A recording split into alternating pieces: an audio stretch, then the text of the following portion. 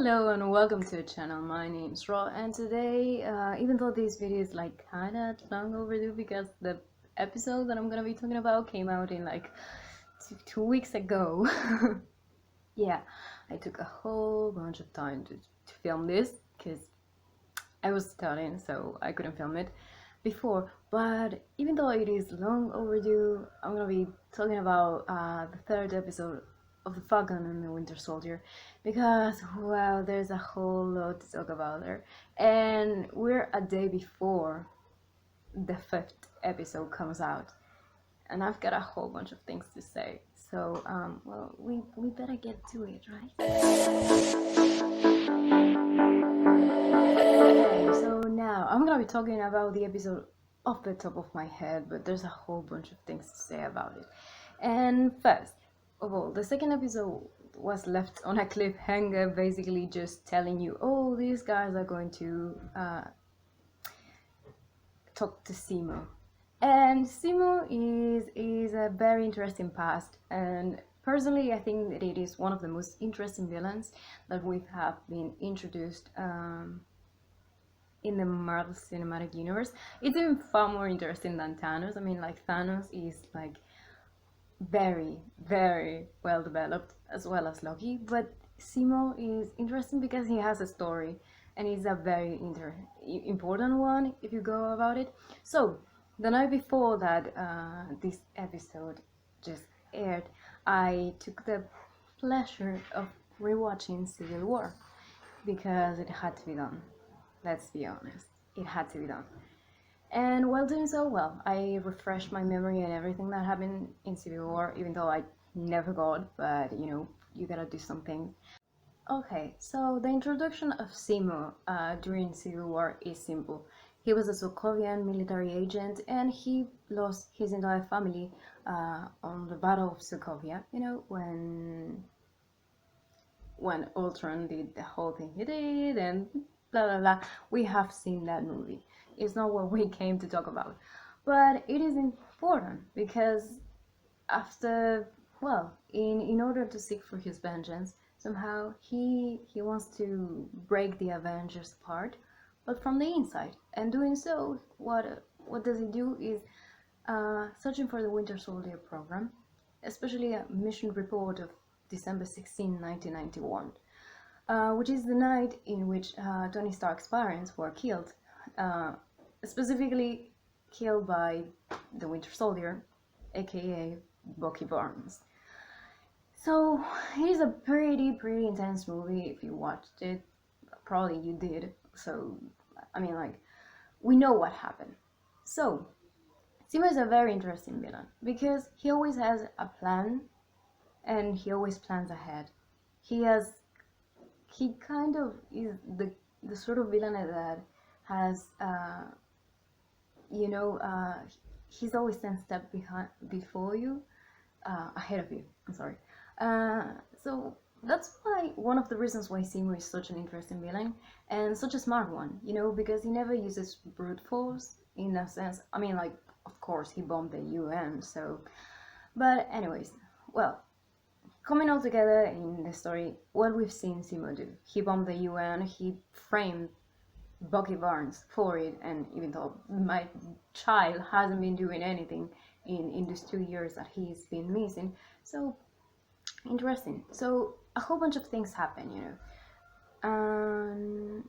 So basically, Zemo is a villain and he can be trusted. We understand that, right? Of course. I hope you do. Now, having the clear introduction of what happened in Civil War and why we can't trust Zemo, and why we can't trust anyone, actually, because if you trust anyone in this series except for Sam and Bucky, I'm just looking at you badly, because no, you cannot trust anyone in here. That's as simple as it gets. So we start the episode with a thing, you know, coming from the reputation program, I don't know, something like that. I don't remember the exact name of it, but it's basically the people who are in charge of helping everyone after people came back after those 5 years being dusted, because we're not calling it the Bleep. That's a stupid name. Anyways, we get that. And right away after that, we get this whole scene of John Walker and Lamar, getting into this shop and just threatening uh, the owner of this shop just because he was aiding Carly, and all of these things, and you're just there like, okay, that's one of the first signs, because he throws this whole thing of, do you know who I am, when the other one's just like there like, yeah, I'm not gonna help you, I'm not gonna tell you anything. And the moment that happened, I was there like, okay, if you tell me you can trust John Walker in any sense, you're just insane, because he's basically the kind of person, and I swear to you, it is in the micro things that he does. And I guess that's why people don't realize, because so many people are like that, they have microaggressions and little signs that something's wrong, but you don't call it, but you never caught it. So you gotta basically train yourself to be able to tell. And I think that most people wasn't able to tell, but I was able to tell. Yeah, right away, because he did that kind of thing that he doesn't even respect the shield. And I'm gonna give it to you, he has a whole lot of pressure on him, because yeah, you're not gonna be able to feel Captain America's shoes. That's never going to happen. I mean, like, they put you in an impossible position and they expect you to do the best. So I understand the kind of pressure he's in, especially when you realize that he's having kind of a stressful reaction, and he's kind of having headaches, or I don't know exactly what's happening, because it is never specified, but you can kind of see that he's sort of going insane in some sort of way. So it is a thing that it was basically building up there, and we're gonna talk about it when I talk about episode 4, of course, because it was there all along. So you cannot tell me that they didn't develop it, because the signs were there, and he was not to be trusted. Okay. Anyway, coming back to the 2 idiots. They're my children, but they're idiots, and mother has to point that out.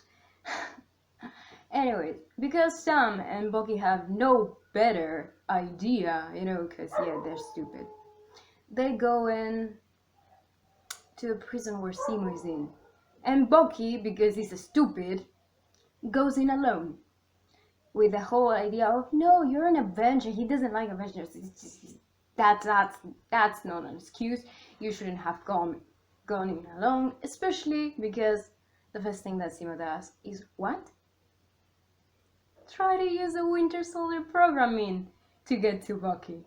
And even though we know that the Winter Soldier programming is not gonna work, it's like, Zemo is smarter than that, honey. Like, come on.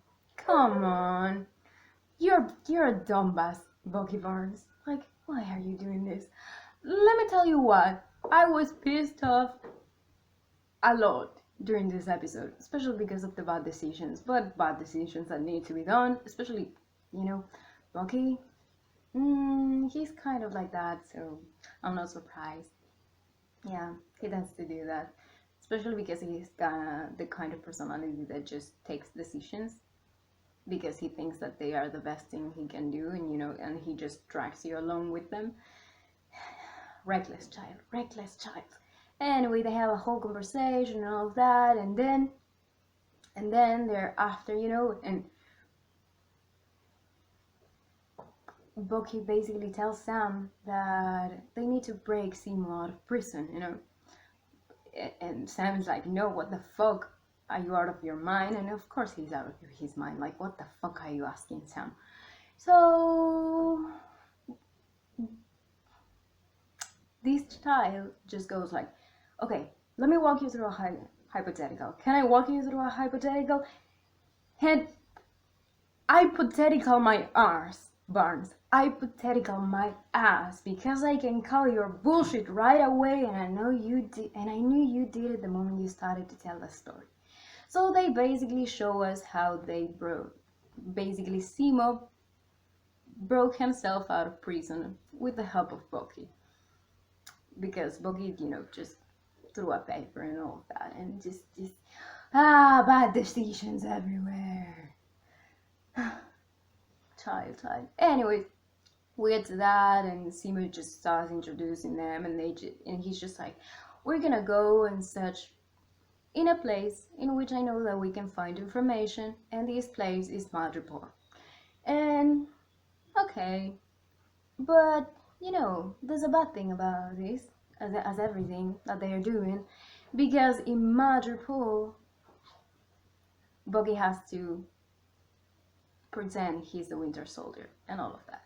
Well, now, before all of these, we're introduced to this little scene that, well, first of all, Zemo's rich, which is something that has been like, oh, he's a sugar daddy now. I've seen a whole bunch of people doing that, and it seems like because he's rich now, he's not a villain anymore, which is like, what wealth can do. I don't know.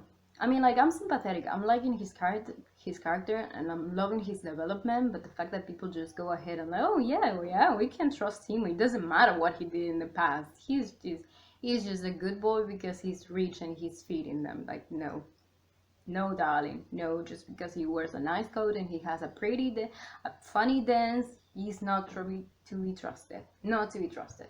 Anyways, he basically just, while they are on the plane, he managed to get to Bucky's notebook. I don't know how that happened.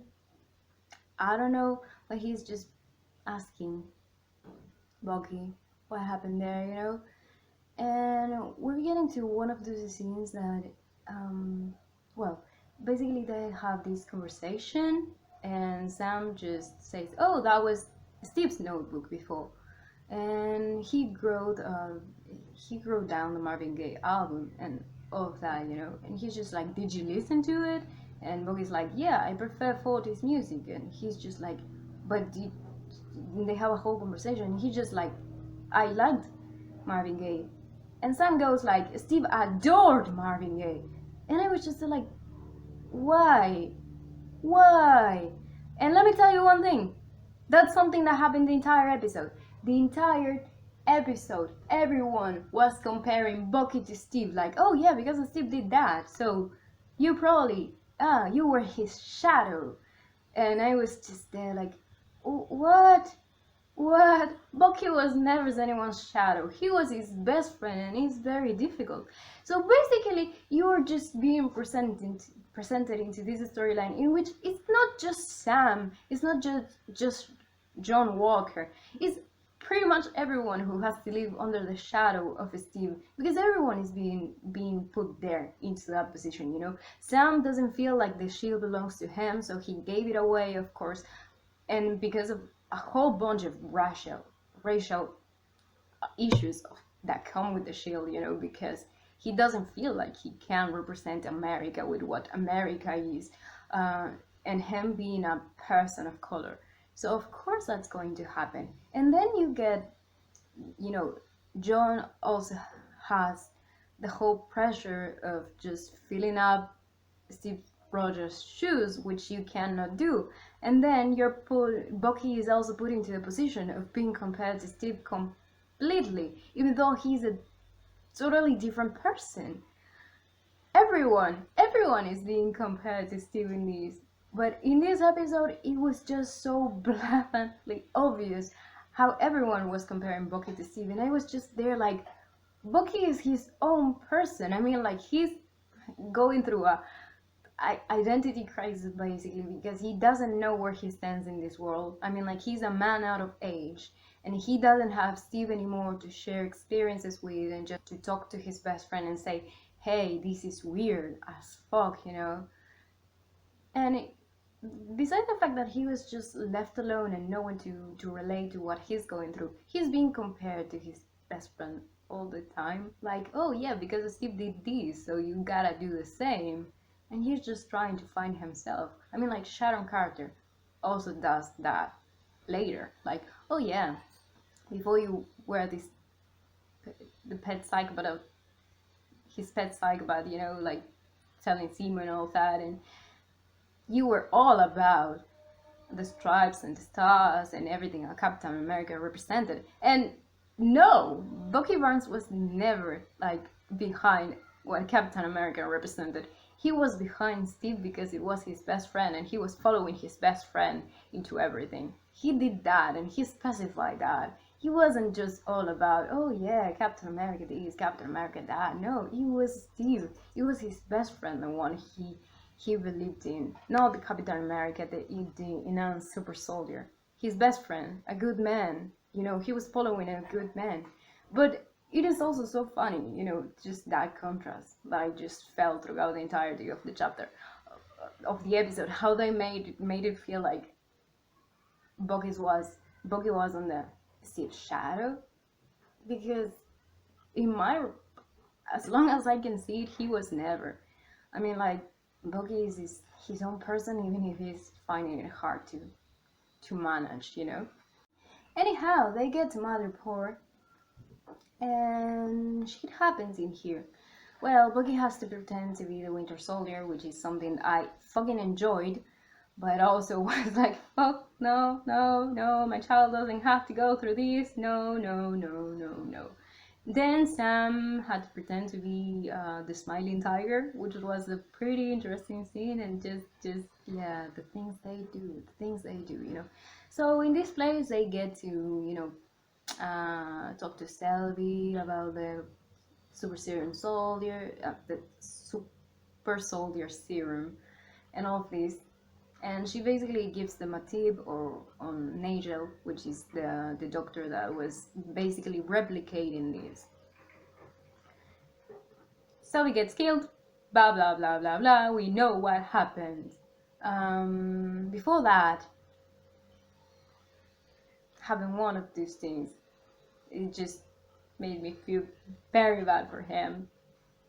But I just didn't like the whole thing of, you know, Zemo and how, I don't know, how eager he was to throw Bucky into a fight and how eager he was to tell Sam, hey, it just took nothing for him to go back into Winter Soldier mode again, huh? And I was just like, you're doing this on purpose. And if people cannot see that he's doing that on purpose, I just cannot deal with you. Like, you need to see that. I mean, like, he's sympathetic and all you want, but dude is smart, and he's doing the shit. Or maybe I'm just paranoid, you know. But considering what happened in episode 4, no, I'm not paranoid. Of course, I saw it coming. Anyway, so there's a whole bunch of that, and well, then it comes the scene. Well, they, after Selby gets killed, they basically have to run away because they are the ones to blame for her death, unless it wasn't them. But you know how it happens, how this works, and they stumbled upon Sharon Carter.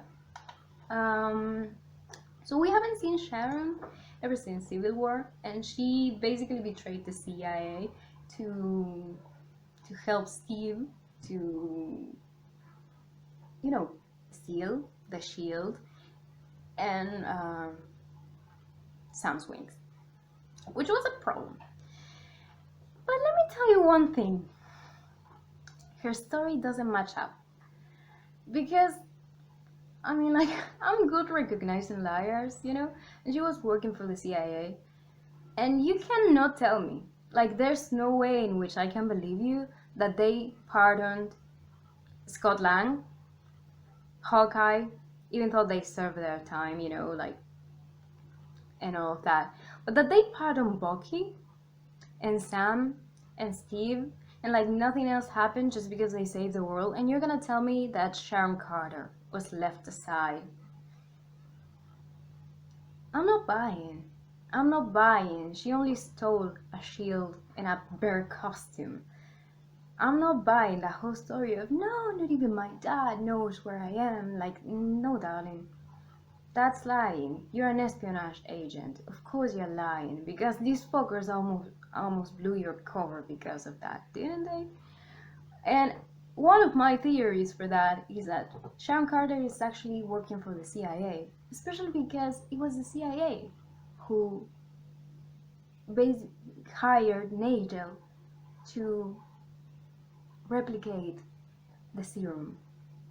So I'm not buying. I think that she was there just controlling what was happening. And well, these jerks show up, and bad things happen when these dumb buses appear. So, anyways, she basically helps them and all of these, so they go to Nigel and all of that. And he says that he was hired by Hydra to replicate the Winter Soldier program, but to make it work better, not like the failed subjects of Siberia. So, in replicating all of these, he received basically the blood samples of Isaiah Bradley, which we've met in episode 2, and who was very mistreated by the government and by everyone involved because he's a man of color. And of course, people are racist and just a whole bunch of things that I will punch people for. Yeah. And he treats as Isaiah like he's just a subject, not even a person. And he was, in this Nigel is just like, I was a god, the typical thing of every mad scientist in stories. And let me tell you that as a chemist, I'm a little tired of seeing that whole thing of, oh, mad scientist. I have no sense of morality and I think I'm a god, like, yeah. I don't consider humanity anything but a subject of study. It's like, it's always the same, which I hate to see. Mostly because I'm not like that, but it's just like so overdone. But well, that happens. So, yeah. And then Zemo obviously kills Nigel because he's the only one who can replicate the serum. Of course, before all of these, we knew that Carly Morgenthau, basically she stole the serum, now the power broker just is after her and all of these. So he's the one who's been sending Carly death threats and all that. And if I'm not wrong, it was in this episode in which Carly bombs a whole building. Yes, it was this episode. She bombs a building with people inside, and she kills a whole bunch of people with the excuse that these people only understand the language of violence. And I'm just there like, no, they did nothing wrong. Like, you're killing a whole bunch of people that did nothing wrong. And I mean, like, so my camera died, so to recap myself, the whole thing with Carly, and saying that these people deserve this because violence is the only language they understand. What I mean is that the only thing that these people did in this particular place is having a whole bunch of provisions, which I understand her situation, of course, because the people in her camp, just like there's people who's dying. I mean, like recently in the episode, we are shown that practically the women that raised her and fed her and just passed away because of a disease. And it is understandable that you're going through all of this bunch of things, and like you're angry at the people who have more than you and don't share. Of course, I understand that, especially because Carl is one of the people who was left behind in the world during these 5 years that no one was there. So, especially how they are planting everything to be on this story, that it was free to walk into any country, and that everyone was one people, one world, that everyone shared. It didn't matter where they came from, everyone shared. And I understand where she's coming from, but killing people is never the answer. It's just not, just No, it's still wrong, because if you're killing people, you're no better than the people that just are causing this whole bunch of problems, it's to your people. It's just like answering fire with fire, and you're never gonna get anywhere by doing that. So I don't think Kali is right by doing so. But I mean, like, her cause has a point, and I'm not gonna tell you, oh no, she's the villain because she wants this. Because no, she's doing things out of a good place. They come from a good place. I just don't feel like she's making the right choices, because she's not. And it happens the same with so many people. I mean, like, the road to hell is built by good intentions, and sometimes you're gonna do everything convincing yourself that you're just making it with good intentions and for the good of everyone, and you're not realizing that you're doing a whole bunch of shit. As well as Bucky is just there like, oh yeah, it's for the greater good, but I'm gonna let Zemo out of jail, even though I spent 2 fucking years in Wakanda, and I shouldn't be betraying these people like this, letting a criminal out, a criminal that killed their fucking king, And it's the same thing throughout the whole episode, They are doing bad things, or, and this whole bunch of things are gonna put someone in danger, somewhat, somehow, or they're gonna break the law or whatever. I don't care about the law that much, so I'm not gonna, so I can't say much about it. But all of these things are just, they walk on the line. And I understand it completely, because I am a person who is like morally gray sometimes. And I understand morally gray people, I understand morally gray villains, and I'm so happy that they are actually developing that, because you cannot just go around and say, oh no, everything is black and white and it's just yes or no, do or die, because it's not like that. Real life is not like that, so I'm happy that they are portraying something else. It's just that, and part of the development of these characters is for them to realize, hey, you're doing a whole bunch of bullshit, so I hope you realize you're doing that. So I'm actually happy that they're doing it, especially because of what happens in episode 4, when you get to realize that they are put on their place. But yeah, like Carly, no, that's not the way of doing it, honey. Just no, disappointed, but not surprised. Well, they get in trouble in Motherboard, coming back to them and all of that. They get in trouble, of course, because there's a whole bunch of bounty hunters behind the asses, on search of the asses of these 3 idiots, because they supposedly killed someone. They didn't, but well. Sean Carter just goes around and just basically just ends them all, and that. And well, basically these 3 idiots run away, and then Sharon just meets with some other woman, and she's just like, we have 2 problems. And I was like, yeah, of course you do. Of course you do. And that basically sealed off my idea that she is not actually telling the truth about this whole thing of not being pardoned. I think that she's just playing her card, because I swear I feel like she's working for the CIA. And if they are gonna prove me wrong that she wasn't working for them all along, just taking care of Nigel and just making sure that the power broker doesn't get anywhere near the serum or things like that. If Marvel can prove me that I was wrong, that she didn't have anything to do with that, I'm gonna shut my mouth. But I think that it's that. Yeah, and I don't believe that she's the power broker. No, I think that she's still working for the CIA, and that's the story that I'm going with until they prove me wrong. Prove me wrong, Marvel. Prove me wrong. Anyways, quiet, we're getting to the end. They get to Latvia, because, well, they're searching for more stories and all of that. They're basically following Kali now, just to get to know what happens with the Super Soldier Serum.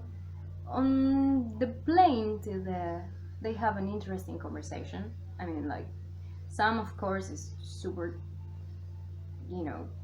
just talking about how they treated Asaya, which honestly, Sam is the only person in this story who's actually having a moment to think, oh yeah, mate, look, a man of color that they are mistreating, because of course he's the only one who empathizes. Um, Not only that, but they go, with the John Walker thing and how he cannot be Captain America. And Sam actually said a very interesting thing throughout in this chat. It was that he maybe should have destroyed the shield, and he was like, you know what? Fucking yeah, yeah. That's what I've been saying. I mean, like, not destroy it. Like, I didn't have the idea of, oh no, you have to destroy the shield. No, I had the idea of hide it somewhere where no one can get to it. I mean, like, if you're not gonna use it, don't let anyone else use it. Because, of course, you cannot trust the government. At least, I feel like in the Marvel Cinematic Universe, we cannot. In real life either, but that's another story. So yeah, and then Bogey was all like, yeah, if you're not gonna get that, I'm gonna take the shield from Walker. And honestly, you should have done it sooner, darling. You should have done it sooner. Anyways, they get to Latvia.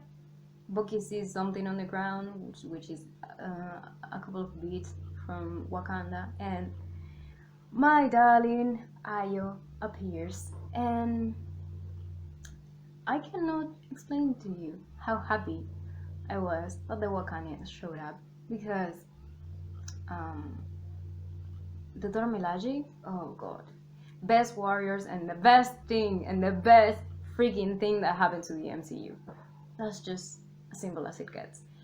So yeah, it was awesome. I was happy, and that was a great ending for an episode. So yeah, basically, thank you so much for that ending, because it was a highlight of it.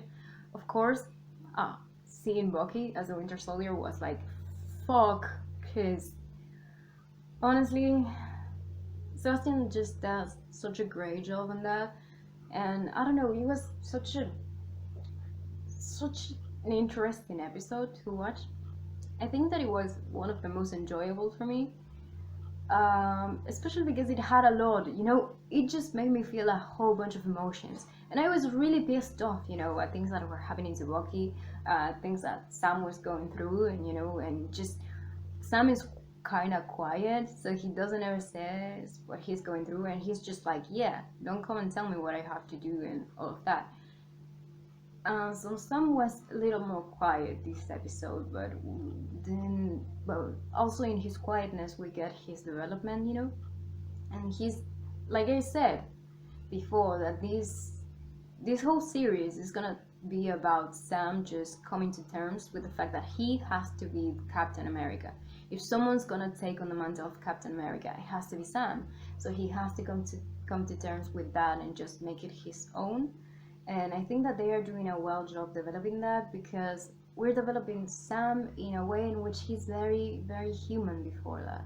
He's not a super soldier, he's not a god, he's not a superpower man, he's just a man. He's a man that knows gentleness, and he's a man that knows kindness and empathy and compassion, just like Erskine said that, and I mean, he's a good man, and he's everything Steve was looking for someone who was following his legacy. So I think that they are doing a good job at developing Sam into that, because it is really enjoyable to see how he's coming to terms with it. Even more so every episode, he doesn't feel like the shield belongs to him yet, but it has to at some point. So basically, that's pretty much my thoughts on it. And I think that I said everything that I needed to say of what I remembered. I think that I covered the entire episode anyway, because yeah, of course, I'm obsessed and I watched the episodes like 3 times. Yeah, because I do that. But anyways, it was a great episode, and of course I'm gonna be talking about the 4th one right before the 5th one comes, because the 5th one, I know that it's gonna screw me over, especially because of how the 4th one ended, and it's just, wow, that was alright. So anyways, thank you so much for watching. And that has been it. Catch up on my episode 4 analysis commentary, whatever the fuck this is. I just want to talk about this thing because I'm actually very excited to talk about Marvel, and just getting this whole bunch of content and just makes me happy. And seeing, for example, one of my my only one of the two my favorite characters that was left alive on screen is just nice, and I'm just glad that we are getting, I don't know, a development on the Falcon and the Winter Soldier. So, anyways, Happy, thank you so much for watching. Always remember to be positive, kind, and curious, and that's my cue to leave.